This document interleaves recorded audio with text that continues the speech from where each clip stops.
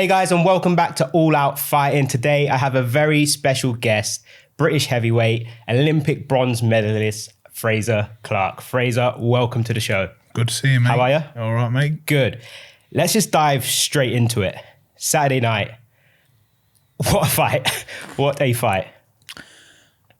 Not much more you can say, mate. It was absolutely unbelievable. You know, being there, I don't like missing a heavyweight fight, especially an all-British heavyweight world title fight. So obviously we made the trip up to Manchester, me and my partner, and we wasn't disappointed. Just like, you know, I feel like a lot of people go to some shows or you buy a pay-per-view, you're a little bit disappointed sometimes. It happens, you know what I mean? You can't always predict it's going to be a good show. This one delivered, mate. You got your money's worth. Everyone got the money's worth. Fantastic show, fantastic effort from both fighters, and the whole card, to be honest, was brilliant. Yeah, you're right. There was such a build-up. I didn't think it was going to fail, but like you say, you get so much hype around fights. Sometimes you watch them and you're like, wasn't as good as expected, but this was just fireworks from the start, wasn't it? Where do you think it ranks? Because there's been a lot of talk since the fight, rightly so, that this goes down as one of the best British boxing fights, definitely British heavyweight boxing fights. Where do you think it ranks? Does it go down in history? Is it one of the best? It's right up there. You know, props to myself. I think me and Fabio, we would probably get in there as well for that first fight we had. And then you talk about things on these shores. Joshua Klitschko was brilliant. There's been some good ones over the years, hasn't it? Do you know what I mean? Fabio seems to be in a lot of them. I think his fight with Parker as well was a really good fight, really entertaining. But the thing with this fight, which made it a little bit different for me, was that it wasn't just, it was more for the casual than the supreme boxing fan. It was blood. It was guts. It was very Rocky Balboa sort of thing. Do you know what I mean? He got knocked down early. He got up. Yeah. He ended up getting, busted up. He ended up losing the fight. But at any point of that fight, this is when you know it's a good fight. You're on the edge of your seat. You just don't know which way it's going to go. Yeah, do you know what? You're right. But so initially after the fight, I don't know whether it's because I was just buzzing from what I'd watched. I jumped on socials and I said, yeah, this is one of the best heavyweight fights ever. But since thinking about it, I've kind of not done a U-turn, but I'm just settled down on that a bit. And the reason is, like you mentioned there, Joshua Klitschko comes to my mind. Fury Wilder 3 comes to my mind. Your fight with Fabio for sure. And the thing that I think made them up there as the best was because throughout the fight, it was very 50-50. Yeah. Both men went down. Yeah, exactly. And at any point, either fighter could have won. After the third round, when Fabio dropped him twice, he didn't win another round. It was a pounding, wasn't it? It was beat down, yeah. And for me, that's why maybe now I don't think it will be right up there in terms of the best fights because it was so one-sided. But this is what I'm saying. When this is no disrespect to me when I say the casual as well. What I'm talking is people that aren't involved in boxing. You've been around boxing for a long time. I've been around boxing for forever. So what I'm saying is this fight, if you're going to show someone a fight, I say, right, your first boxing match you're going to watch, you watch that. Yeah. You're on the edge of your seat. There's blood. There's people on the floor, people getting up. There's the drama of the corners. It's got sort of everything. Do you know what I mean? It was the perfect match. And like I said, I think you're absolutely right in terms of when I look at that, effort and heart is up there. It's probably one of the best demonstrations of that I've ever seen. Yeah. But if I'm looking at the skill factor of a heavyweight title fight, world title, I don't think it's quite up there with, like you say, the Fury Wilders, the Usyk Joshuas, them fights, the Klitschko Joshua. Yeah. I think they were a bit more. I don't know. I'm trying to find the right word. They were a bit more seasoned and better on the eye for a boxing fan. Do you know what I mean? Yeah, 100%. You've obviously shared the ring with Fabio, like you mentioned. The first fight was one of the best fights I've seen, and then obviously the second fight as well. In the lead up to this fight last week, what was you expecting Fabio to do, having shared a ring with him? What did you think he would try and implement, and do you think he managed to do that on Saturday? Almost. He almost did. My thing with Fabio Wardley now is, like I said, I've been in boxing a long time. I boxed him twice. obviously I have no disgrace in talking about it neither. The first one we had a razor close fight, which I thought I won. The second time, he knocked me out. Well, the fight got stopped, fractured my cheekbone, dislocated my jaw, one shot, and that's what can happen in our sport. And then he goes in with Joseph Parker, I believe, or Justice Hooney. Justice Hooney, I think was first, yeah. And he's losing. He pulls it out of the bag. Brilliant shot. And then he goes in with Joseph Parker. I already had him. I didn't have him picked for the Hooney fight, by the way. I had Hooney winning that because I know some of these guys, because I've been around him. And he's a bit of an unknown commodity, Justice Hooney. But I knew how good he was because I've done years with him all around Europe, all around the world, sparring him. Was supposed to fight whenever did his amateurs. So I knew how good he was. So I never had Fabio picked. Same with Joseph Parker. I was out in Saudi Arabia last year with sparring with Joseph Parker for his fight, which ended up being with Martin Bicoli. So I know how good he is as well. So I bet against him twice. This fight, everything in my head says Daniel should win. Been in with arguably a better caliber of fighter. He's had his ups, he's had his downs. Amateur pedigree, fundamentals are a lot better than Fabio's. Yeah. But because of my experience, because of the experience I've seen Fabio go through, I couldn't pick against him. Yeah. I just thought he'd put it out of the bag. And then I even did a few interviews the week before the fight. And I said, look, I'm on the fence sort of, but I can see either Fabio doing it really early or Daniel sort of giving him a beat down. That first 10 seconds, I thought, oh my God, I've hit the nail on the head. It took him out. But what happened after that is why we love heavyweight boxing. Yeah. I was the same as you. I'd not backed Fabio against you in the second fight, against Hooney, or against Parker. And this time, I just thought, I can't not. He's proven me wrong too many times. I think he's got to win. But Dubois, for me, something that the top level fighters don't get credit for enough is how they can adjust. Yeah. The first 3 rounds he was losing, got dropped twice, but he made the changes. And I think that's what elite fighters can do. What did you think Dubois done well to overcome Fabio's strength? How did he then stamp his authority on the fight, having been dropped twice in the early rounds? So I think the simple thing to say is this Dubois got a fantastic jab. And we all know, if you've been around boxing, you're in boxing, you know how important that shot is. I think he used it very well.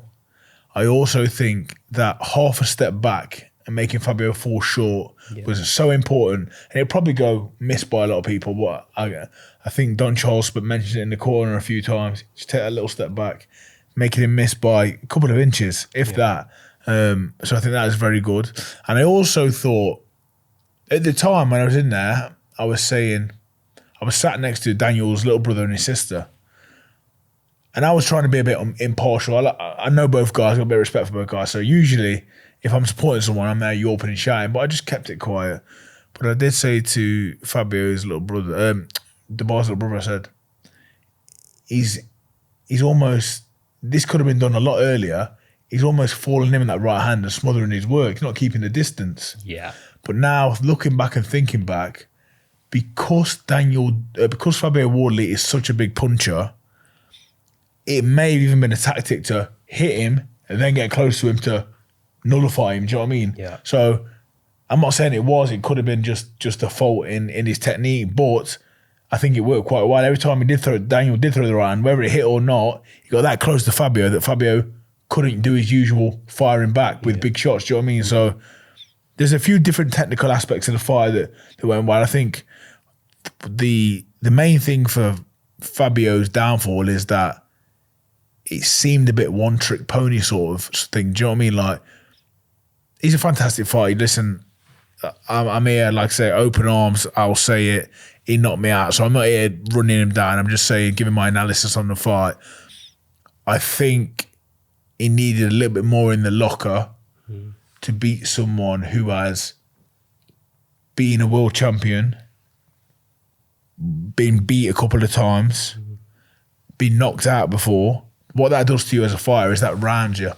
You've seen so many different situations, not just him. His corner team have also seen them situations with him. So I feel like I made him more of a round fighter and give him more of a broader sort of base to deal with whatever Fabio was bringing. I mean, hindsight's a great thing, isn't it?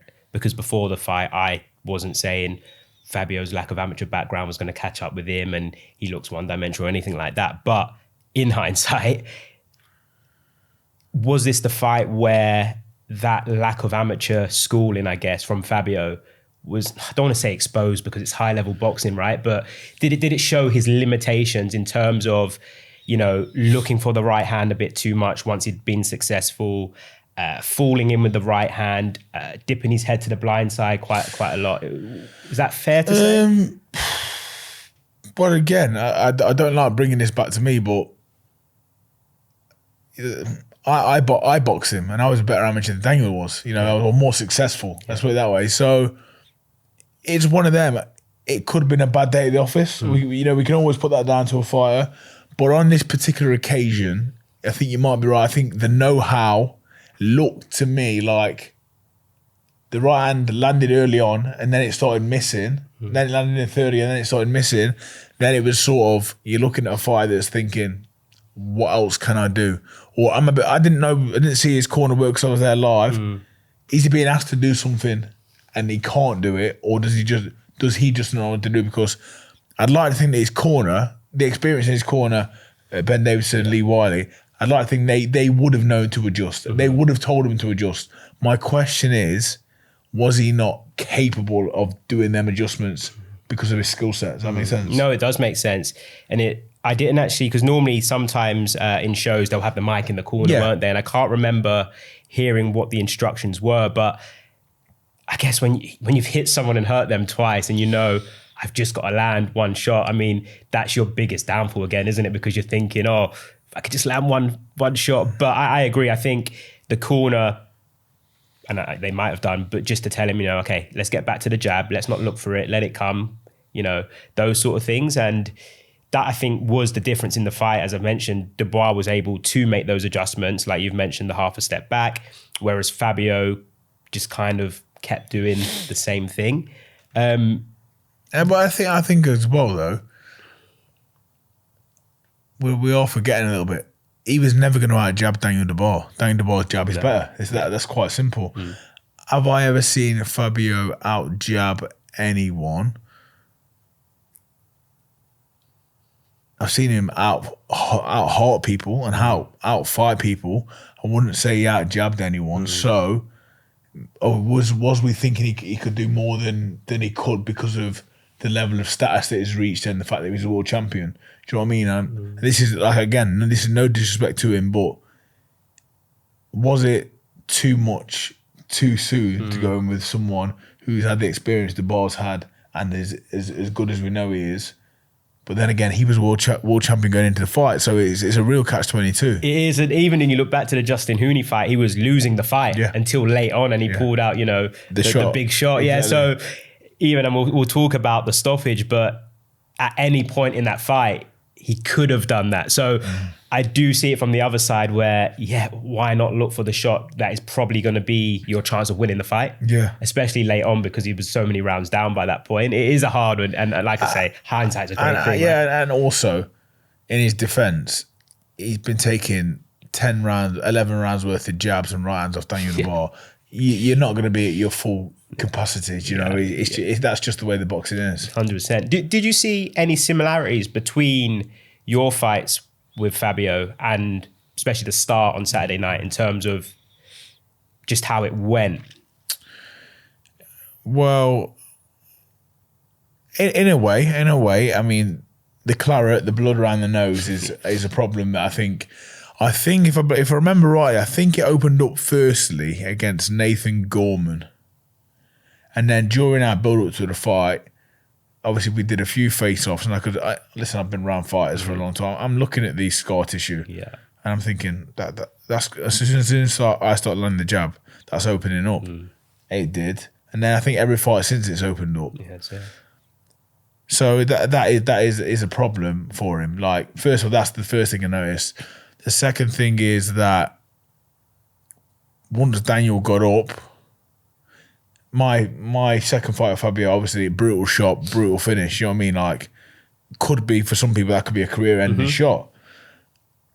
It hit Daniel, not in a good place because it scrambles you, but I've listened to a podcast earlier today and they were talking about some of the preparation in the gym for Daniel. Looking at the corner, really high-level stuff. Doesn't sound like a master plan, but it's really high-level stuff from then. The things that people don't think about that you have to do. So I think that's fantastic work from then. So there's a few similarities in that, like, if I had not sustained the damage, would there have been a plan B? That's what I'm trying to get at. Daniel got up twice from Fabio's brutal right hands. Now, as a fight, that's demoralising as well. So I do think the similarities are that Fabio, if he hits you and gets you hurt, you're in trouble. But if you get up and get through it, maybe it makes him think a little bit. Do you know what I mean? So, yeah, the only other thing is, like I say, the blood. His face was a picture after both fights, you know? Yeah, there's such good points that you just mentioned there. The first one about, I listened to the same podcast actually about Don Charles saying, he said to him, look, if you go down, just look at the corner. Yeah, great advice. And I think it was after the second knockdown, he said he looked at the corner and he knew he's all right. He's good. He's good. He still remembers what we've been talking about. That's such an important part because sometimes with fighters who get knocked down, it's panic mode. It's, oh my God, I wasn't expecting this. What do I do? They jump up too early, wobbly legs, and then the fight's done. Especially them shots round the head, round the temple. That you can't really train for that. You can train for the situation afterwards, but the actual impact, you're obviously trying to avoid them shots. Do you know what I mean? 100%. I think the second point you made, which is so important as well, and I've not heard anyone mention it before, is that knocking someone down 2 times in the third round, in the first 3 rounds, is obviously bad for Dubois in this instance. But for Fabio mentally to be like, I've just hit him with 2 peach of a shots. He's got up and actually he's winning the rounds after that point as well. It has to be disheartening. Well, the thing is, your shots aren't getting better as the fight goes on because you're getting more fatigued. So your best shots are landing. You are your best version of yourself. I don't care how fit you are. The first 3 rounds is the best you're going to box. After that, you are maintaining, well, especially in the heavyweight division. I mean, a lot of other fighters might have that conditioning to actually get better as the fight goes on. But I'm saying majority of heavyweights, I always used to use a tactic, and it's more of a psychological tactic. This is when I was in the amateurs. We used to use a little thing called TBR, and that was time, breathe, reset. And that was if you got hit with a big shot. Rather than rushing, I used to give myself a second. That would be with a feint. I would take a breath, and then I would reset. But the reset bit's the important bit. I would always reset back to however I felt in the first 10 seconds of the bat. That is when you're at your sharpest. That is where I'd always try to go back to. So that was like a system that we used. It was like TBR. And I would have someone shouting. If I got hit with a big shot in a fight, they would shout. They would literally shout that out, and that would come to me straight away. Right, give yourself a second, breathe, and you need to get back to however you were boxing the first 10 seconds of the fight. That was when you're going to be at your best. So I think that could have been massive in that fight. That's very cool. That's really cool because that's almost like giving you. Well, it's a part of training, isn't it? It's giving you a tool in a situation of panic that almost makes it normal. Yeah. Well, it's not boxing. It's what I always try to get my head to people and speak to people. It's so much against human nature to be hit. So if you don't train on how you react after you being hit, you are missing a huge part of it because it's going to happen. To think it's not going to happen, you can do all the sparring you want, but in 10 ounce gloves in a stadium with lights, with atmosphere, with instruction coming at you from your best friend in the crowd, the corner, the 2 random blokes that have had a drink over here. You have to sort of be selective, and you have to know what to do in certain situations. And that, for me, like I say, that's something we made up in the amateurs. Me and Kate, she was the psychological coach, So that's only for me. That worked for me. It won't work for everyone. But what I'm saying is, you all need a system on how to do things when things aren't going your way. 100%. We've spoke a lot about, obviously, Fabio, because you've shared the ring with him, but from Dubois' point of view, what does that win do for him in terms of just his career, just his legacy, I guess? Oh, I think the first thing I'll look at is what it'll do for him on a personal note. Self-confidence is huge in this game, as you know. Belief is huge, as you know. I think the way the fight planned out couldn't have happened any better. You've sort of you've exercised them demons that you've been knocked out, been knocked down, you've got up. Last time he got knocked down by Usyk, we've seen a complete different version of him. He got up and sort of no mass almost sort of thing, say he didn't want no more. So confidence-wise, I think it'll be massive. In terms of the opportunity, he's back with the big boys, I think. You know, you're a world champion. Every fighter in the world or every fighter in the top 10 of all the sanctioned bodies want to be a world champion. You've just put that target back on your chest. And in boxing, that is a good place to be. You know, when you are one of the champions, you call the shots, the big fights. I mean, we know what the big fights are for him. It's AJ, it's Usyk, it's Fury. I mean, he's done the Usyk fight twice. I can't see him gagging for that fight, if I'm honest. He's beat AJ, so I can't see him gagging for that fight again, if I'm honest. He already beat him. But we also know what that does in terms of your pocket. So maybe that is an option to offer the rematch. Fabio will have a rematch clause as well. Yeah. So that is an option. Fury is looking for a run out before AJ. Is Daniel too much of a danger fight before AJ? Possibly. But the options are there. You know, he's the world champion. Yeah, no, 100%. In terms of the rematch, because I know there is a clause, but Of course.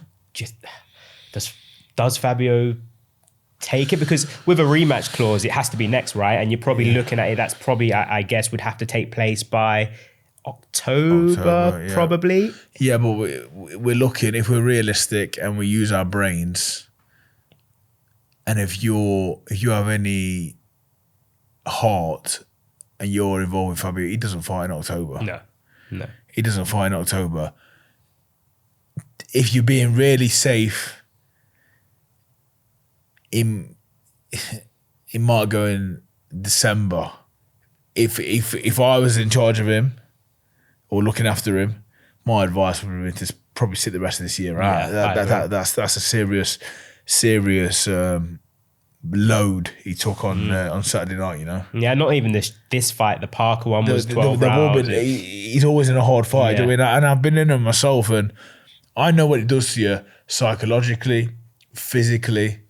It takes a lot of time. You know, your body. I can remember after mine and Fabio's fight. After the first one, I pissed blood for 3 days, maybe 3.5, 4 days afterwards. A lot of blood in my stool afterwards. Couldn't eat because my jaw was in such bad pain. A little bit of blood coming out of the ears at random times. That's without the internal stuff. That's you almost feel as if for the next couple of months your body's just repairing itself every day. Yeah. So I can remember going back to the gym, being at Eager Beaver probably 2 weeks after, hitting a bag, and I'm hitting the bag, and it took so much out, it made me ill. It took so much out of me because my body wasn't ready. I was still reviving myself. Do you know what I mean? I was still repairing from the damage that went on during the fight. So I think a real good rest is needed. Yeah, I think so. I can't see the rematch taking place just because of the time restraints of it. Maybe down the line, I don't know, but I just can't see it happening now. And one, I'm glad because it means he'll have a rest, which is great. I think he needs it. But two, I'm not sure. Look, Fabio's always got a chance of stopping Dubois, exactly. Right? He's always got a chance of winning the fight. But I'm not sure if a rematch goes any differently. No, maybe it's more clinical than last time. But remember, that's Daniel Dubois low on confidence coming off a stoppage from Usyk. I know how it goes. You get the ball rolling now. He's going to be wanting back in the gym. You have that good feeling about you. You're batting around. You know, you feel $1 million. Boxing has a weird way of working itself out. Remember this, boxing now is not boxing 10, 15 years ago neither. What is involved in boxing now is money. A lot of money at the minute. A lot of money We have Riyadh Season, Zufa come in. You know, there's some big players in boxing. So I know a lot of people that will and do put money before anything. So it depends what kind of person you are. Do you know? I know Fabio is a family man. He's got a young child and stuff. So I think there's some sitting down for him to do. And I'm not talking on his behalf. Listen, he's his own man. Sit down with your family. Sit down with your management team. Sit down with your promoter. I'm not saying don't box again. I think he's still got so much to offer. What I'm saying is there's got to be a strategic move for whatever's next, because the same outcome again, one fight after, could be really damaging. Do you know what I mean? No, I agree. I totally agree with that. We can't talk about this fight and not speak about the timing of the stoppage. Obviously, everyone's been speaking about it. Was it too soon? Was it too late? What was your thoughts on it? Being in there, being in the arena, I wouldn't have minded seeing it around maybe 2 rounds before. I wouldn't have minded. That's being in there at the time. Being a fighter and knowing myself and knowing what I think I know of Fabio and what he'll still be gutted now. Even though it's the right thing to do, he'll still be gutted now. Yeah. I boxed JBTKV in November last year and lost the fight, and it went the distance. And at the time, I was raging, and I'm so glad that the one thing I take from it is that I didn't get stopped. The towel would never come in. Yeah. If I'm really super honest now, looking back, maybe it should have. And not. I'm okay, so I'm not saying that. But if I was cornering me, I might have had to put the towel in. Are those conversations you're having before? Well, it's difficult. There's so much that goes into it. There's your relationship with your coach. There's your character. There's them seeing your previous fights. There's so many elements that go into it. Yeah. Obviously, you give Fabio every chance, every second of a fight. Do you know what I mean? But at the same time, you have the humanity side of things. But then you have your relationship with him and what would he want. And then you have what's right and what's wrong. Ultimately, he's come out of the ring. I've had a couple of messages. I've messaged him. I had a message back, and he's okay. He's okay as can be. So it's not too bad, man. Now, obviously, hindsight, would be terrible. If it was any worse than that right now, without sitting here having a different conversation, there'd be massive implications on the people that were in the corner. Yeah. But thankfully, he got out okay. Pride's a bit dented, lost his world title, but he lives to fight another day. Would I mind seeing it a round or two earlier? No, I wouldn't. I think Ben Davis said he might have done that himself if he could do it again now as well. So listen, you can't please everyone. You can't please that. I don't envy that job, of a trainer. I just don't envy it, because you're going to upset someone. Whether it goes in early, comes in late, someone's getting upset. But then again, I do think boxing trainers, 99% of them anyway, think we don't care who we upset. They're usually very selfless people, or but I think that's the nature of the sport. Do you know what I mean? Yeah, and the thing is with this sort of stuff, you can't win, because I think Ben Davis, and it might have been Lee Wood against Lara, was it? Yeah. And you stopped it too early. No, but I think that was the right call. Yeah. So it's an opinionated sport. I think the thing to look at is, does your fighter still have his faculties? And he does. So you got to give credit to the ref. I think we had every chance to stop that fight. I remember. No, there's enough people there. The doctor looked at him twice. Yeah. He's going back to the corner every round. There's a referee in the fight. Thankfully, thank God he's came out, and there's no lasting damage, we hope. Yeah, so I think that's a good indication that, it was all good. And like you say, there was the corner, there was the ref, who then asked the doctor to have a look at the carts, and he was still, his eye, he could still see out of it. So the precautions were taken. I'm like you. I think 2-3 rounds earlier probably... You wouldn't have minded. No. Because But then this is the thing, when you're a big puncher, this is one more round. You know what I mean? But... He wasn't winning the rounds. If there's a couple of close rounds, I might say, but he wasn't winning any. And the sting of his round. punches were gone. They were gone. It wasn't what it was in the first 3 rounds. So like I said, Yeah, and it's a really exciting division now, the heavyweight division, right? You got Fury, Joshua, Usyk. They're all closer to the end of their career than they are the old guard. beginning. Yeah, the old guard, yeah. So do you see someone like Dubois being maybe the top guy of the next lot of heavyweights coming through? Could he take that role? Potentially. I think he's going to struggle while Moses Atuma is around, but there's definitely the potential for him and Moses to have the Fury Joshua thing going on. You know, I think they're leading the pack, and obviously I'm saying this as a heavyweight. Do you know what I mean? They're world level. I'm not quite there, but I'm saying this as a heavyweight. I think them two are the outstanding candidates. Then you've got the guy that will just box, Justice Hoon. He's in the top 10. He's young. He's fresh. There's a few people floating around. We'll see this weekend. Filip Hrgović in the ring with Dave Allen. I'm sure he wants his name to be chucked in there as well. Well, yeah, if Dave gets a win this weekend in terms of British heavyweights, is Dave Allen part of the conversation as well? Then do you know what I mean? Has to be, yeah. Crazy. It's a crazy sport, obviously. Sports driven, but also business driven. It's mad how it goes. And like I say, you've been around it, you know it. It's not always how good you are compared to what you bring to the table. Yeah, it's a fine line. Where does Moses fit into that picture? Because we're all expecting him to go on and be heavyweight champion of the world. Let's be honest, right? If he doesn't win a world title, something's gone wrong. Yeah. Where does he fit into that picture at the top now? What's the? Is it 2 fights away? Is it 3? Is it he could go in his next fight? Well, it just depends who you put him in with, doesn't it? Do you know what I mean? He's just who did he beat last time? Franklin. I think there is levels above him. There's levels above Franklin and below world title level. Yeah, I think. Who's going to want to take that fight though? Because it's such low reward, isn't it? He might have to be a fighter who does just make the jump, because those stepping stones aren't maybe going to be there. And I think he's good enough, and I think he's level-headed enough, and I think he's mature enough, and he's Frank Warren is a master of bringing people through, and I think he's doing it in the right way. I do see him. I remember this, even on my fight, I'm just a huge fan. I think what he does is exceptional. And I said this, and I seen this 4 years ago. I seen him walks in the Europeans or the World Championships and stop like 5 out of 5 people. I think it's Europeans.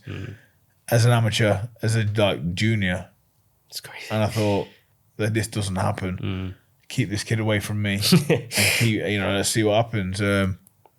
But yeah, he's took to the pro boxing like a duck to water.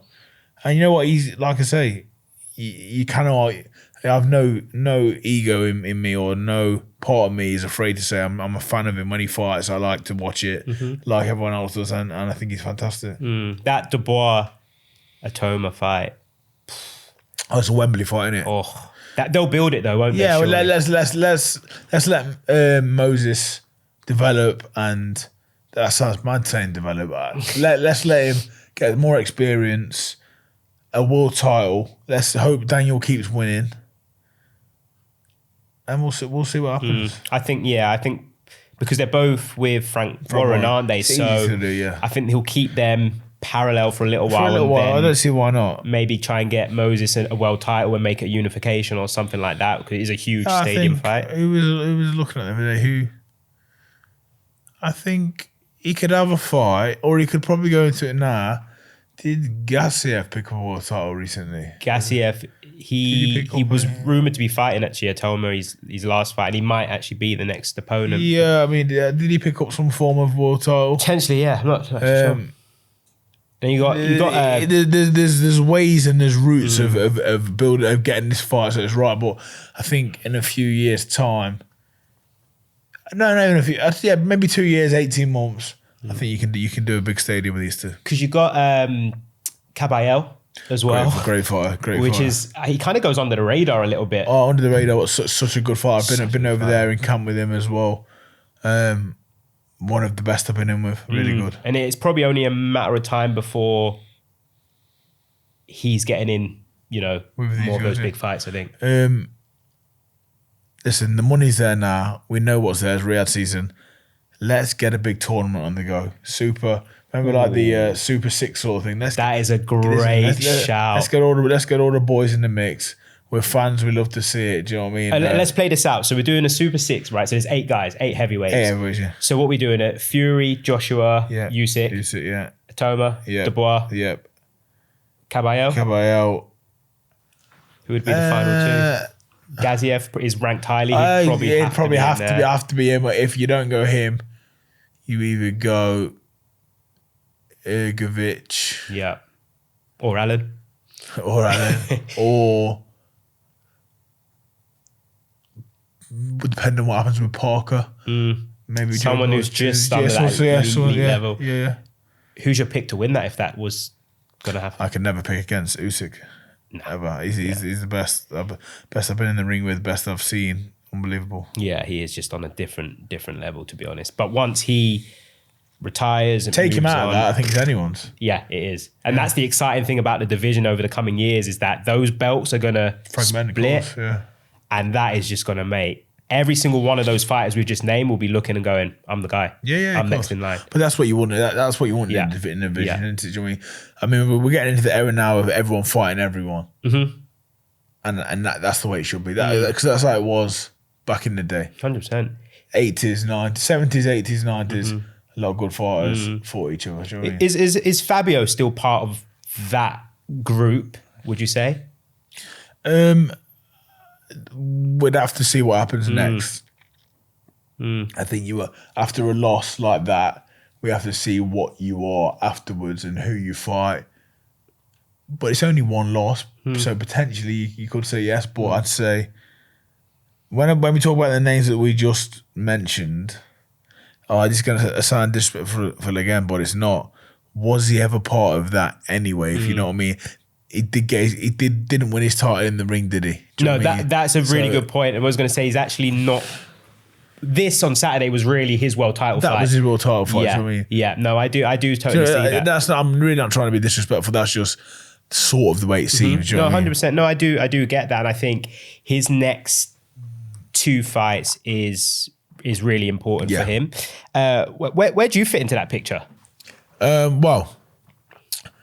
It's a difficult one again because it's never difficult. The top and bottom is I'm realistic when I talk about myself. When I talk about any boxing, I'm realistic. I just say how it is. I lost at British level. I lost my last fight, which was up at fringe world level, but that was a lot closer. It was a lot better performance. So ultimately, I'm a fighter that's coming off 2 losses, and I suppose right this second I'm not in the conversations. But when you look at the performance last time and the caliber of the person I went in with, considering the loss and what the loss I had before that, listen, I'm standing here with open arms to anyone that hears this or don't hear it. I'll fight anyone on the planet, and that is genuine, the truth. I believe you. I love opportunity. I love testing myself. I don't know where I'm at in terms of other people right now, but me and my people, I think we would fight anyone top 10 in the world, top 15, anyone in Britain, 100%. If I could get a win and then come back and sneak into a European title shot, something like that, I would absolutely do it, because I know I'm better than what's suggested. You know what I mean? I hold my hands up and say my last British title fight with Jamie TV was very disgraceful, and I didn't cover myself in gold. But I think last fight we showed a little bit of what I'm about. That was 1 camp with Joe Gallagher. Going forward, we're only going to improve the work that we're doing. Yeah. So I think, there's big things on the horizon for myself. And then you throw into the mix, in terms of British fights as well, Okoli, Riakporhe, it is stacked. David Adelaide. There's so many good names. And like I say, this is not disrespect to them guys, because I'm just not that guy. But like I say, being up at boxing at world level last time with Justice Hooney, that was what I got the taste for. But saying that, we can have some real good all-British fights. I love an all-British fight as well. I'm just a sucker for it. We can have some great fights. You just mentioned the names there, myself, Okoli. Even though Okoli's got to be in that world group, actually. I know what, he's the last one in the tournament. I forgot about Lawrence. he's got a lot going on, so I just forgot about him. But no, he's the one. He's the one that's in that mix. But myself, Joe Joyce, Johnny Fisher, there's a lot of good Dave fights. Allen, David Adelaide, Paul Solomon, Dakaris. You know, there's a lot of names on there. No, yeah, it's a stacked division. On the flip side of it, we obviously spoke about the new generation, people on the rise. Boxing, they say, is a young man's sport, right? But what do fighters, Joseph Parker we've mentioned, Dillian White, what do they do over the next few fights? Because I guess there's a danger that they become a little bit of stepping stones Gatekeepers. now. Gatekeepers. You've seen, obviously, White's lost to Atama. When do they, right, call it a day, enough's enough, you know, I can't win. But I guess as a fighter, you always think you can win. Well, I think if they've still got the hunger and the desire, that's the first question. Like I was saying, I think that boxing being a young man's sport is a quote of 20 years ago. I understand that young and fresh is great and it sounds better for everyone involved, but I think, especially in this division, I think heavyweights are coming into their own a little bit later on now, and that is because of people like yourself and the way that people are having to go out and employ strength conditioning coaches, nutritionists, you know, physiotherapists. I think that's brought the sport along myself. So I think them guys, I think it'd be a bit disrespectful to say that they're going to be gatekeepers. I can see the narrative and where it comes from because they've had long careers and have fought everyone. But I personally have been in the ring with Joseph Parker probably a year ago, and he's still as much an athlete as anyone else. Obviously, he lost to Fabio, but he was having a great fight, but he's very much a good athlete. I seen Dylan a show a couple of weeks ago, and I think we shook hands, and I think it was at the Fury show, and you just look at someone, he's in good shape, mate. He's keeping himself proper, do you know what I mean? And I follow them on socials. They're not out there on the piss or not living life. These guys are good professionals. And I guess it's just getting away from that boxing mindset that's always had that, if you lose, you should stop fighting. If you lift weights, you punch slow. You know how it is. You know the sport, and we know. I love the old guard. I love the old school. Massive lover of it, believer of it. But I do believe that you have to, in 2026, the ones that are going to do well are the ones that bridge the gap. You've got to bridge the gap. You've got to sort of bring the old school mentality and some of the training with the new school proven scientific points. Merge them together in the correct way, and you make a complete fighter. Yeah, no, I agree. Would you say when you take all those fighters into consideration, then everyone we've just spoken about, that this is probably the most competitive the British heavyweight scene has been for a while? Yeah, because we now have the ability for everyone to box each other as well, so we can find out. And there's a good bunch of lads in there, a good mix, and everyone's at different stages. I don't think anyone does not have a blip apart from Moses Atuma. Obviously, he's a bit of a different level, and I think everyone else had their ups and their downs and their blips and their wins, their defeats. So that it makes for good viewing. It makes for hunger within fighters as well. 100%. And I hope they all fight each other, because that would just be amazing. And I guess sort of what over the next couple of years, then, what are the fights that really get you excited with those pool of fighters? Which ones would you be like, you know what, I want to see that? I think the Atuma and Dubois one is massive. I think you chuck Lawrence Okoli in the mix with any of them as well. I think that's big.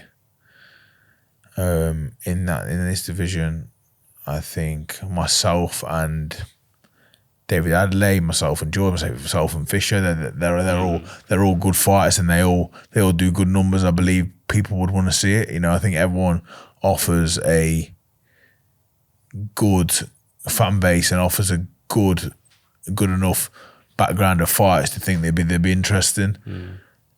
Mix and match sort of thing. Do you know what I mean? I don't think there's a bad fight amongst it.